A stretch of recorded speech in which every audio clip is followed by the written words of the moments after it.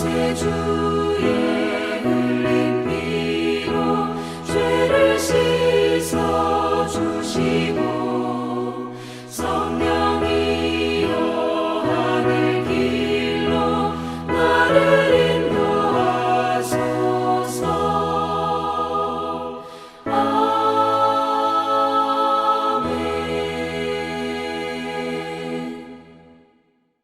오늘 우리에게 주신 하나님의 말씀은 고린도전서 6장 1절부터 11절의 말씀입니다. 신약성경 268쪽입니다. 고린도전서 6장 1절부터 11절의 말씀을 드라마 바이블로 낭독합니다. 제6장. 너희 중에 누가 다른 이와 더불어 다툼이 있는데 구태여 불의한 자들 앞에서 고발하고 성도 앞에서 하지 아니하느냐? 성도가 세상을 판단할 것을 너희가 알지 못하느냐? 세상도 너희에게 판단을 받겠거든 지극히 작은 일 판단하기를 감당하지 못하겠느냐? 우리가 천사를 판단할 것을 너희가 알지 못하느냐? 그러하거든 하물며 세상 일이랴. 그런즉 너희가 세상 사건이 있을 때 교회에서 경히 여김을 받는 자들을 세우느냐? 내가 너희를 부끄럽게 하려 하여 이 말을 하노니 너희 가운데 그 형제간의 일을 판단할 만한 죄 있는 자가 이같이 하나도 없느냐? 형제가 형제와 더불어 고발할 뿐더러 믿지 아니한 자들 앞에서 하느냐? 너희가 피차 고발함으로 너희 가운데 이미 뚜렷한 허물이 있나니 차라리 불의를 당한 것이 낫지 아니하며 차라리 속는 것이 낫지 아니하냐? 너희는 불의를 행하고 속이는구나. 그는 너희 형제로다. 불의한 자가 하나님의 나라를 유업으로 받지 못할 줄을 알지 못하느냐? 미혹을 받지 말라. 음행하는 자나 우상 숭배하는 자나 간음하는 자나 탐색하는 자나 남색하는 자나 도적이나 탐욕을 부리는 자나 술 취하는 자나 모욕하는 자나 속여 빼앗는 자들은 하나님의 나라를 유업으로 받지 못하리라. 너희 중에 이와 같은 자들이 있더니 주 예수 그리스도의 이름과 우리 하나님의 성령 안에서 씻음과 거룩함과 의롭다 하심을 받았느니라. 바울 사도는 고린도 교회 내에 있었던 분쟁과 분파 문제에 이어 5장에서는 음행에 관련된 문제, 이제 6장에서는 송사에 관련된 문제를 다루고 있습니다. 말씀을 근거로 합리적인 추측을 해보면 당시 고린도 교회 성도들 간에 갈등이 벌어져 상대방을 법정에 고발하는 일들이 발생한 것으로 보입니다. 사실 이런 문제는 오늘날에도 종종 벌어지곤 합니다. 교인들끼리 문제가 발생해 법정 다툼을 벌이는 경우도 있고 교인들끼리 양쪽으로 나뉘어 분쟁하다가 법정 공방으로 가는 경우도 있습니다.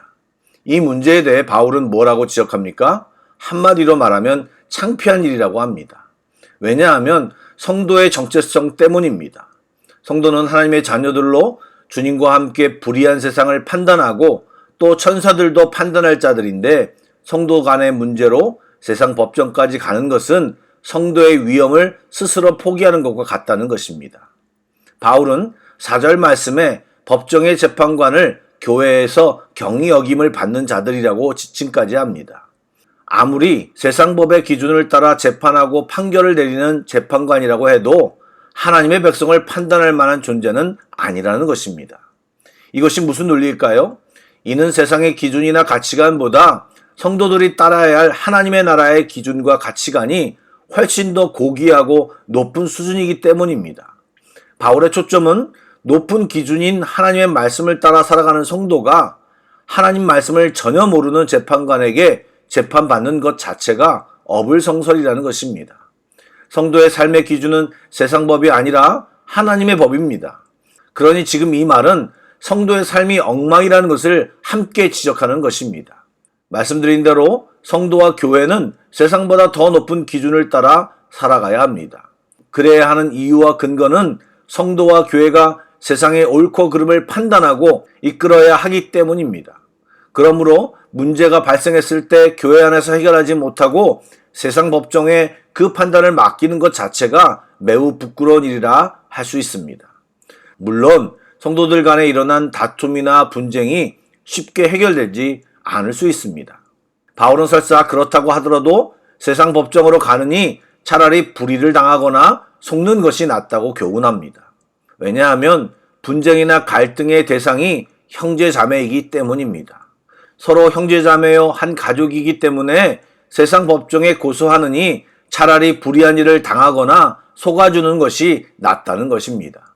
오른뺨을 맞으면 왼뺨도 돌려대라는 예수님의 말씀처럼 손해를 감수하고 참는 것이 세상 법정에 고소하는 것보다 낫다는 말입니다.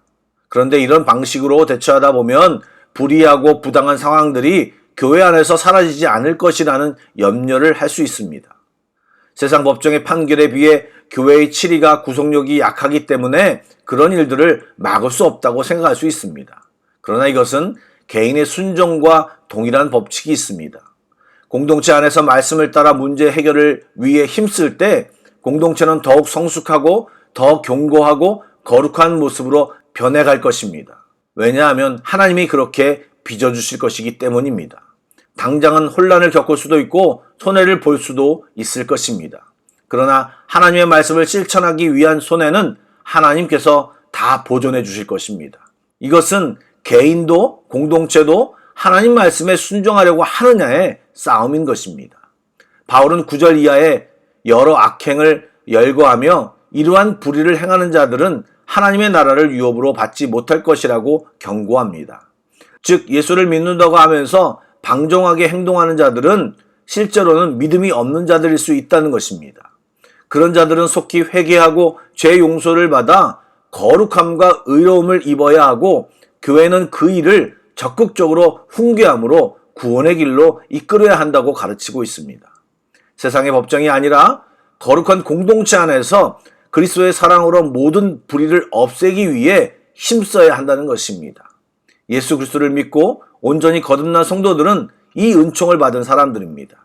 불의하고 방종하게 행동하는 지체들도 그 은총을 입어 회개하고 거룩한 백성이 되도록 함께 힘쓸 때 교회는 거룩하고 의로운 공동체로 세워져 갈 것입니다. 여러분, 이렇게 교회는 자정 능력이 있어야 합니다. 또 교회는 우리들만의 노력으로 이루어지는 것이 아닙니다. 예수님의 몸이 교회라고 했습니다. 주님이 지키시고 적극적으로 보호해 주십니다. 그러므로 우리들의 깨끗해지려는 노력, 거룩해지려는 몸부림, 말씀에 순종하려는 마음, 또 하나님의 자녀로서의 자존심을 지키고 의무를 다하려는 행동 속에 주님은 반응하시고 공동체 안에서 역사하십니다. 그럴 때 교회 안에 회복이 있는 것이고 그런 회복이 교회 안에 있을 때 그런 능력이 세상을 향해 흘러갈 것이고 영혼 구원의 사명이 좀 더 손쉽게 그리고 잘 감당할 수 있게 되는 것입니다. 바라기는 우리 교회 안에서도 이런 아름다운 노력과 마음이 넘쳐나기를 소망합니다. 또 그렇게 순종하려는 저희들 가운데 하나님의 능력이 나타나는 경험이 풍성해지기를 또한 소망합니다. 아멘. 기도하겠습니다. 늘 성실하신 주님, 오늘도 우리 가운데 말씀하시니 감사를 드립니다.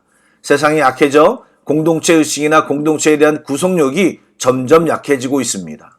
그러나 우리는 예수 공동체 영적 가족임을 알고 서로 가족같이 대하게 하시고 더 끈끈한 사랑과 기쁨을 나누는 사랑의 공동체가 될 수 있도록 인도하여 주옵소서. 특별히 이 시간 몸이 안 좋은 분들이 있습니다. 치료의 강선을 비춰주사 낫게 하시고 온전케 하여 주옵소서. 함께 눈물로 기도해주는 교회, 힘든 자들을 안아주는 교회가 될 수 있도록 주여 인도하여 주시옵소서. 예수님의 이름으로 기도드리옵나이다. 아멘. 계속해서 찬양곡을 묵상하시고 합심기도와 개인기도로 나아가겠습니다.